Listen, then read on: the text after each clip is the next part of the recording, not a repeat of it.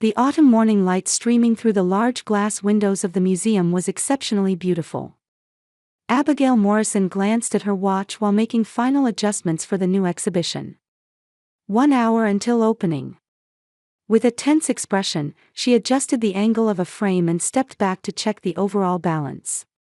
Perfect, Abigail. Museum director Martha approached with a smile. This modern art exhibition wouldn't have succeeded without your curation. Thank you, Martha, Abigail returned a humble smile. But we still have the press conference ahead.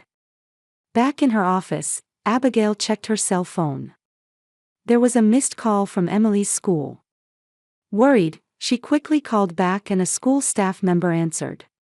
Ms. Morrison, Emily seems to have developed a slight fever. Could you come pick her up? Abigail let out a deep sigh as she thought about the press conference time. I understand. I'll come right away. When she explained the situation to Martha, her understanding boss said, family comes first. I'll handle the press conference. Abigail expressed her gratitude and hurriedly left the museum. 6-year-old Emily was curled up small on the bed in the school infirmary. Her golden curls were stuck to her forehead with sweat, and her usually vibrant expression was somewhat listless.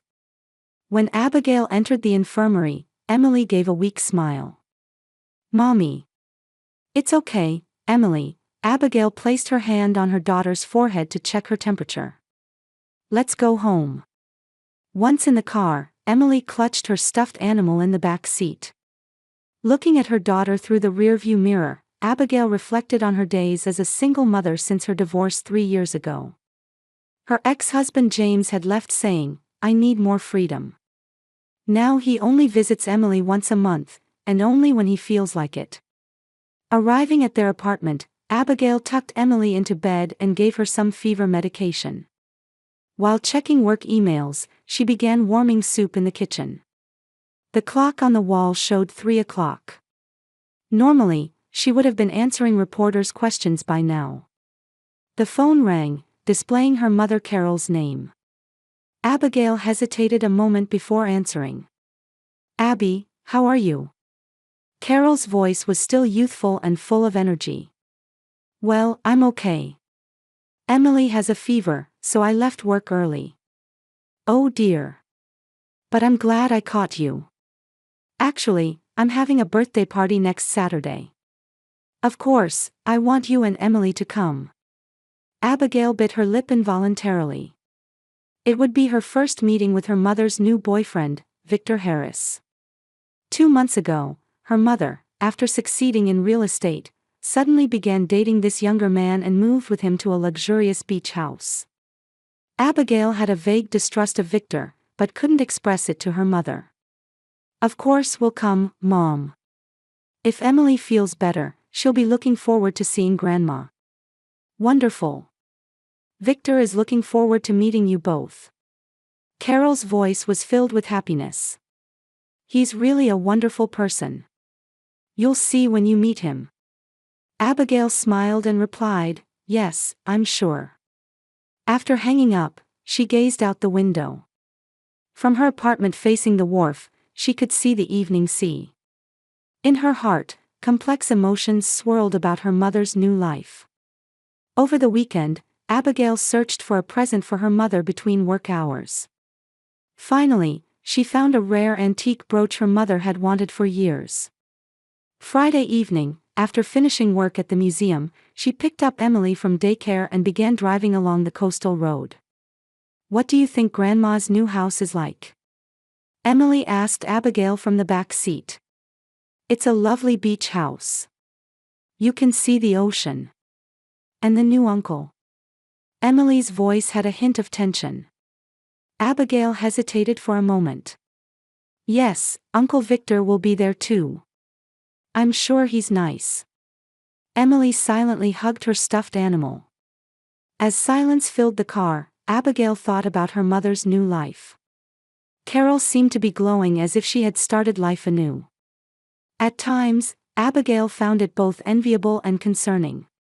As she drove along the coastline, Abigail tapped her fingers to the jazz tune playing on the radio. Leaving Boston's hustle behind and driving north along the coastal road, she felt the air gradually change. "Mom, I'm hungry." Looking in the rearview mirror, Abigail saw Emily gazing out the window with a bored expression. She smiled and answered, "Yes, there should be a service area soon. Let's take a Do you know some people earn over $10,000 a month just by posting Reddit stories on YouTube? No face, no voice, just a laptop. I do it too. Link below if you're curious. break." At the cafeteria in the service area, they had a light meal of sandwiches and orange juice. While drinking her juice through a straw, Emily suddenly asked, "What kind of person is the uncle?" Abigail was a bit surprised by her daughter's question. "Uncle Victor." "Well," she continued, choosing her words carefully, "I haven't met him yet either. I've only spoken with him on the phone a few times. But Grandma really likes him." "Was Grandma lonely?" Emily asked with childlike directness. Abigail thought for a moment. Since losing her husband 3 years ago, her mother Carol had been living alone. Her real estate business was successful, so she had no financial troubles, but perhaps she was lonely in that big house by herself. "Maybe she was," Abigail answered honestly. "But Grandma is a strong person, so she doesn't show her feelings much."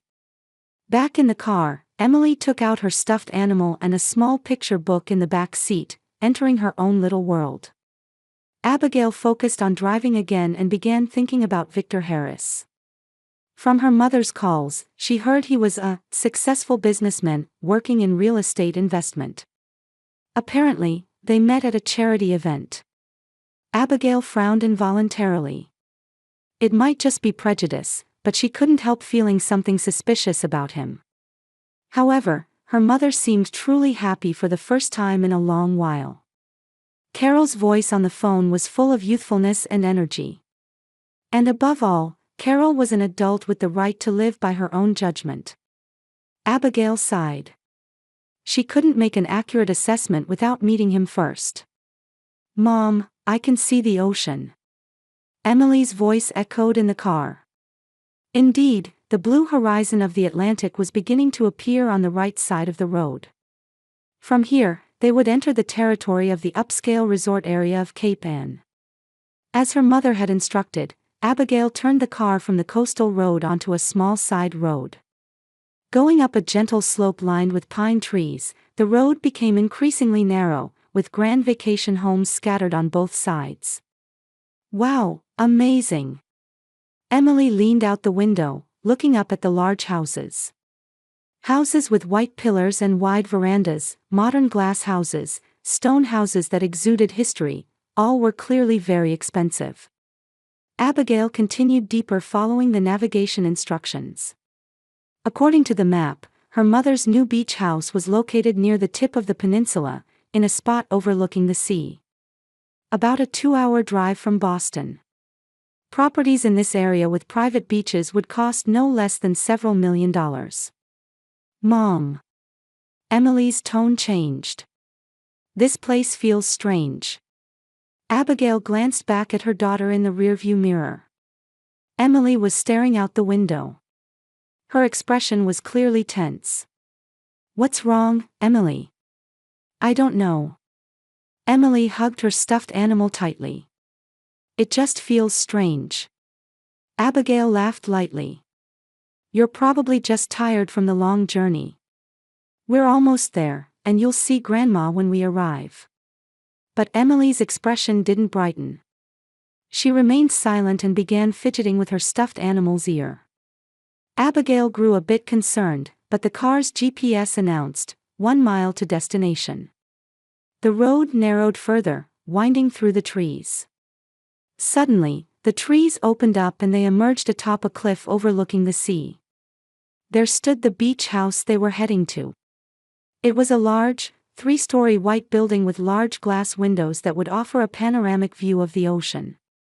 A well-maintained garden spread around the building, and wooden stairs led down to the beach below. Abigail gasped. Had her mother really purchased such a luxurious house? Or was it a rental? Stopping the car in front of the gate, she pressed the intercom button. After a moment, a low, calm male voice responded. Yes, who is this? Abigail Morrison. Carol Bradley's daughter. Ah, Abigail. We've been expecting you. Please come in. With an electronic tone, the gate slowly opened. Abigail drove in, heading toward the circular parking area in front of the house. Several luxury cars were already parked there. It seemed other guests had arrived as well. There are a lot of cars, Emily said in a small voice. When Abigail turned around, her daughter was looking outside anxiously. Because it's a party. I'm sure Grandma's friends are here too. After parking the car, Abigail took the gift package from the back seat. Emily slowly got out of the car and stayed close to her mother. What's wrong? Abigail placed her hand on her daughter's head. It's okay. We'll see Grandma. Emily remained silent, holding Abigail's hand tightly. Her small hand was cold and seemed to be trembling slightly. Walking along the beautifully maintained stone path, they headed toward the magnificent entrance. As they approached, laughter and conversation sounds came from inside the house. Through the large glass windows, they could see elegantly dressed people chatting with champagne glasses in hand. Abigail squeezed Emily's hand and said, "Let's go." However, just as Abigail was about to move forward, Emily suddenly stopped and gripped her mother's hand tightly. What's wrong, Emily? Abigail looked into her daughter's face. Emily looked up at the beach house with wide eyes. She slowly shook her head, her voice trembling. Mom, don't go in there. Abigail frowned in surprise.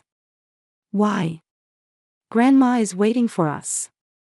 Emily's small hand gripped Abigail's even more firmly. Fear showed in her eyes. Please. Let's go home. Abigail was momentarily confused. Emily was often imaginative and sometimes anxious, but she had never seen her daughter so strongly afraid of something. Her whole body was trembling slightly. Emily, what happened? Did you see something? She followed her daughter's gaze. Through the windows, she could see the party. Men were chatting with glasses in hand, women were dressed in elegant dresses, smiling and conversing. But she couldn't see her mother. I can't say. Emily said in a trembling voice. But this is a scary place. The door of the beach house opened, and a man came out. Abigail instinctively understood it was Victor. He was more attractive than she had expected, wearing a slim-fitting suit, his silver hair gleaming in the sunlight. He looked around the garden, clearly searching for someone. Abigail instinctively hid behind a bush. She didn't know why she had taken such action. It was just an instinctual response. Why are we hiding? Emily asked in a whisper. I don't know, Abigail answered honestly. She looked at Emily's face. Maternal instinct worked at the sight of her daughter's pale expression. Emily was genuinely afraid of something. And Abigail herself had an unexplainable distrust of her mother's fiancé. She made a decision. All right, Emily. Let me think for a moment. Abigail took out her cell phone and called her mother. There was no answer. She tried again, but still no connection. That's strange. She muttered. Mother always answers her phone. Looking at the entrance again, Victor had already returned inside. Abigail took a deep breath and thought. She was a rational person. As a museum curator, she was confident in her logical thinking and analytical skills. But now, she was about to follow her daughter's fear and her own vague anxiety. Was that irrational? She looked at her daughter's face again. Emily, do you really want to leave? Can't you tell me why? Emily looked straight into her mother's eyes. There was a determined expression on her small face. Grandma is in danger. Those people, they're bad people. Abigail shuddered. There was an age-inappropriate certainty in Emily's voice. All right, she answered quietly. I'll just leave the present. Then we'll go. Emily's expression softened a little. Abigail took a notepad and pen from her handbag and wrote a short note. Emily isn't feeling well, so unfortunately, we're heading back today. Please accept this gift. I'll call you later. With love, Abby. She attached the note to the gift package and quietly approached the porch. Just as she placed the gift and was about to turn on her heel, the door opened. Abigail. Victor Harris stood there with a broad smile. He spread his arms and approached her as if they were old friends. Finally, we meet. Carol has told me so much about you. Abigail managed a social smile despite her tension. Nice to meet you, Victor. Where is my mother? Carol is upstairs getting ready. She said she was going to wear a special dress. Victor's eyes were warm, and his voice was friendly. Yet, something felt off. Was it that his eyes weren't smiling? Or was it the slight tension in his posture? I see. Actually. Abigail turned toward Emily. Her daughter was waiting near the car, clearly looking anxious. My daughter is feeling a bit unwell. I thought I'd just drop off the present. Victor's expression changed slightly. It was just for a moment, but Abigail definitely saw a flash of irritation. That's a shame. But won't you come in, just for a little while? Carol was really looking forward to seeing you. I'm sorry. Emily isn't feeling well. Victor placed his hand on her shoulder. The touch was friendly yet somehow domineering. I prepared a special drink too. For everyone. There was a subtle force in his voice. Abigail stepped back and smiled politely. Maybe next time. Please give my regards to Mother. I'll call her. She placed the gift on the porch and began walking toward Emily. Feeling Victor's gaze on her back, Abigail took her daughter's hand. Let's go, she said quietly. As they walked to the car, Abigail didn't look back. But when Emily looked back, she whispered, Mom, that man is watching. Getting into the car and starting the engine, Abigail checked Victor in the rearview mirror. He was indeed staring at their car unnaturally. Fasten your seatbelt securely, Abigail said. As she was about to drive off, another man came out from the entrance and began talking with Victor. It was an unfamiliar face. When Victor pointed at the car, that man also looked at them. Mom, let's go quickly, Emily's voice trembled in the back seat.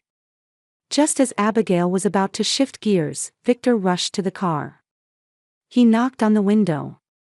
Abigail, Carol wants to talk to you on the phone. Abigail hesitated for a moment. Should she talk to her mother? But the engine was already running. Something was whispering to her, leave now. I'll call later, she answered through the window and drove off. Until they reached the road, Abigail kept checking the rearview mirror. Victor and the man stood in the garden, watching until the car disappeared from view. As they passed through the forest path and reached the main road, Abigail finally let out a sigh of relief. It's okay, Emily, she called to her daughter. We're safe now. Emily was still hugging her stuffed animal with her seatbelt fastened. Her expression was still tense, but visibly relaxing gradually. Mom, she said in a small voice. Those people were going to do something to Grandma. Abigail got goosebumps. What do you mean? I don't know, but they were all laughing in a strange way. Grandma is in danger. Abigail pulled the car into a roadside parking space and rotated her seat to face her daughter. Emily, how do you know that? Emily shrugged. I just knew. If we went into that house, something bad would happen. Abigail thought deeply. As a rational adult, she knew she shouldn't judge based solely on a child's intuition. But as a mother, she felt that Emily's fear was genuine. And above all, she herself had an unexplainable distrust of Victor. She took out her cell phone and called her mother again. This time, after the ringtone, it switched to an automated response. "That's strange," she muttered. "Mom," Emily's voice suddenly became stronger. "Don't call Grandma. Those people are listening." Abigail was surprised by her daughter's words. "Emily, what do you mean?" Her words were interrupted by her cell phone's ringtone. The screen displayed "Unknown." After a moment's hesitation, Abigail pressed the answer button. "Hello? Abigail, what's going on?" It was Victor's voice. "Carol is very worried. Coming all this way and then leaving." Abigail looked outside the window. They should have been quite far from the beach house by now. How did Victor know her phone number? "Emily isn't feeling well," she answered, trying to appear calm. "I'll let her rest a bit more, then we'll visit again properly."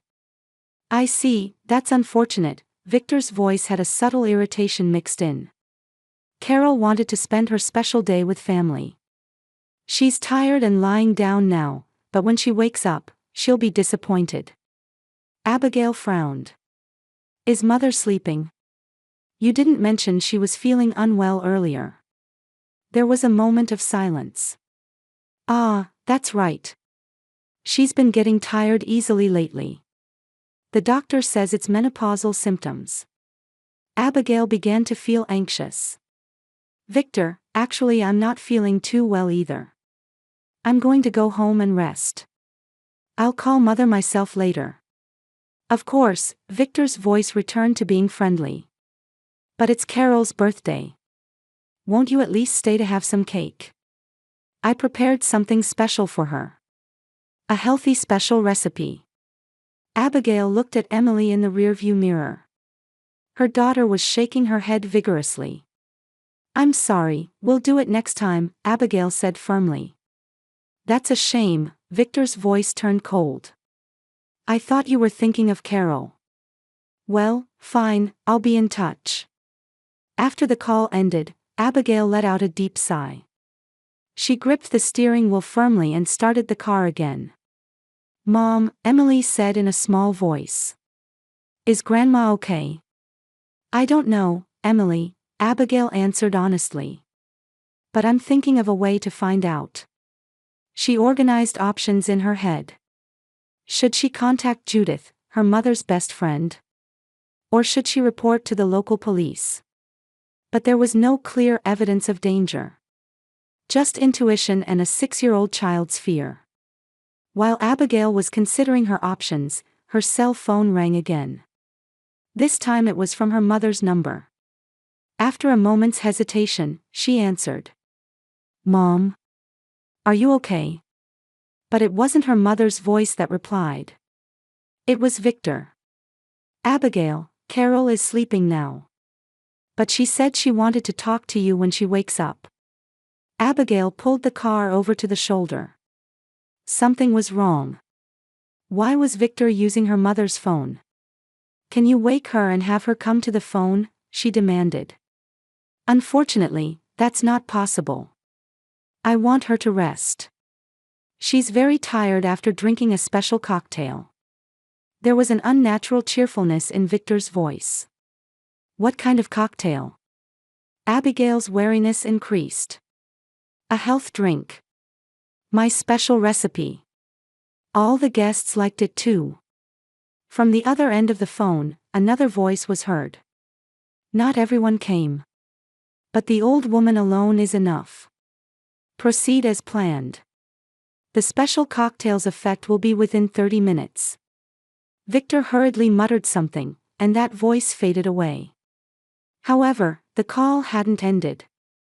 Abigail felt the blood drain from her face. She looked at Emily. Her daughter was staring at her mother with big eyes. "Mom." Emily's voice was trembling. "Did that man give Grandma poison?" Abigail was momentarily speechless. Emily's intuition matched her own anxiety. She quickly moved to the passenger seat and took out a map from the glove compartment. "Emily, it's okay," She tried desperately to appear calm. "We're going to the police now." From the phone, there was the sound of Victor returning. "Abigail? Are you still listening?" Abigail immediately picked up the phone. "Yes, I can hear you." "Victor, what are you doing right now?" "What do you mean?" His voice was tense.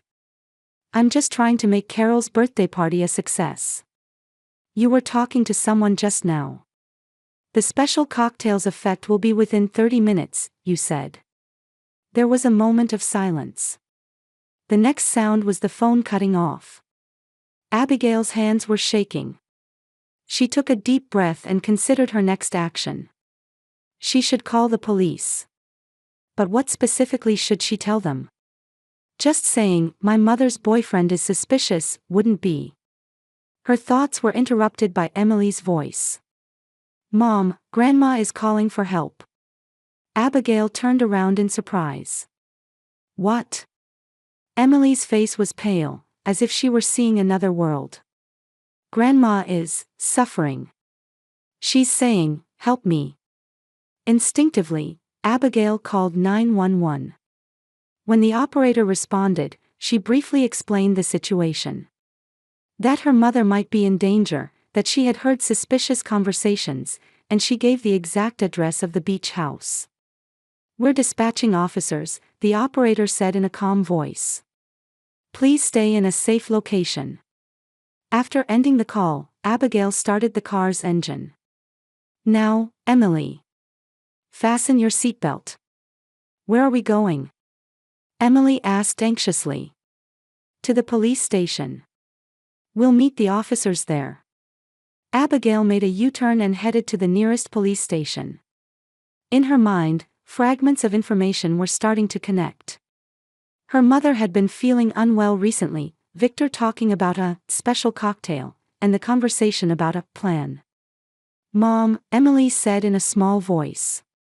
"That man was a bad person, wasn't he?" Abigail smiled at her daughter. "Your instinct was right, Emily. If you hadn't warned me." She swallowed her words. Arriving at the police station, several patrol cars were already preparing to deploy. Abigail quickly got out of the car and approached the nearest officer. "Are you Ms. Morrison?" the officer asked. "Please tell me the details of the situation." While she was explaining, another officer brought Emily hot chocolate. Abigail told the police everything: the conversation she had heard, her mother's recent condition, and her distrust of Victor. "We'll check immediately," the officer said. "Please wait here." Abigail sat next to Emily, putting her arm around her and hugging her. "It's okay, Emily. You're such a brave girl." Emily leaned against her mother and whispered, "Will Grandma be saved?" "I'm sure she will," Abigail said. But anxiety swirled in her heart. The hour spent in the police station waiting room felt like the longest in Abigail's life. Emily had finally been released from tension and was sleeping on the sofa. As Abigail gently stroked her daughter's hair, the door opened and a uniformed officer entered. "Ms. Morrison," his expression was bright. "Your mother is safe. She's being transported to the hospital by ambulance right now." Tears of relief flowed from Abigail. "Really? What happened?" "When we arrived, several party attendees were complaining of feeling unwell. Your mother was also in a dazed state, but fortunately, it wasn't serious," the officer explained quietly. "We've arrested Victor Harris and another man. Beverage samples have been confiscated for testing." Poison.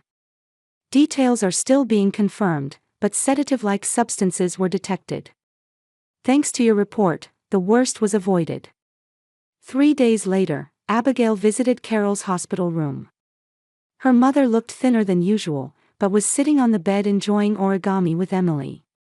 When Abigail entered the room, Carol showed a bright smile. "Abby." She reached out toward her daughter. "Thanks to you and Emily, I'm alive." Abigail gripped her mother's hand tightly. The investigation had revealed that Victor and his accomplice had planned to target Carol's fortune. They had been slowly poisoning Carol first, and then planned to eliminate the entire family who would interfere with the inheritance, all at once at the party. I never realized. Carol said painfully. I believed that person, invited him into my home. Don't blame yourself, Mom, Abigail said gently. It could happen to anyone.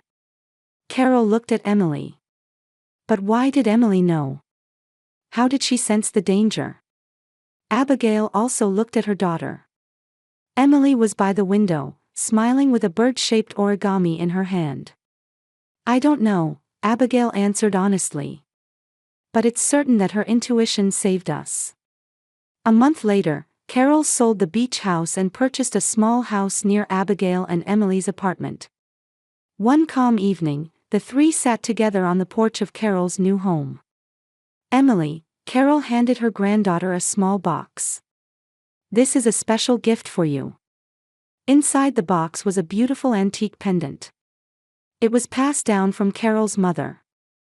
Your special scent saved my life, Carol spoke tearfully.